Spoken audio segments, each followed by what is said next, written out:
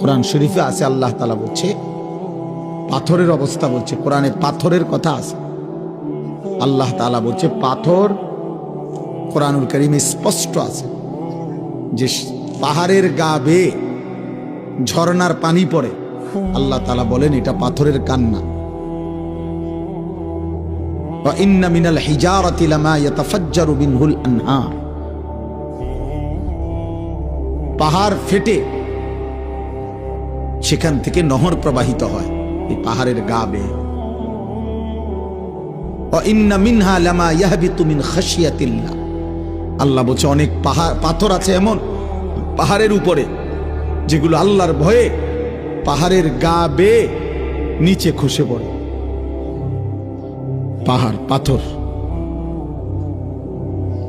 আর এই নাফরমান 30 বছরও কোনো চেঞ্জ নেই, 60 বছরও কোনো চেঞ্জ নেই। কেন? মানুষ এত শক্ত হবে কেন? মুসলমানের ঘরে জন্ম নিয়ে এত পাষাণ হবে কেন বলেন তো? মূল বিষয় হলো গাফেল। সে আখেরাতকে কিছুই মনে করে না, সে আল্লাহকে কিছুই তুচ্ছও মনে করে না, কিছুই মনে করে না, আল্লাহকে কিছুই মনে করে না। মৃত্যু পরবর্তী বিষয়টাকে সে কিছুই মনে করে। জন্তু জানোয়ারের মতো বোঝে যে জীবন মানে শুধু দুনিয়া ভোগ করা। খাইলাম আর পেশাব করলাম, বাথরুমে গেলাম, সমান সমান আবার পেট ভোগ লাগছে। বুঝেন নাই কথাটা? একবেলা তো পেট বেরিয়ে খাইছে, আবার বাথরুমে গেছে, আর আবার নতুন করে পেটের ভোগ লাগছে। খালাস। জীবন মানে এতটুকু, উপভোগ।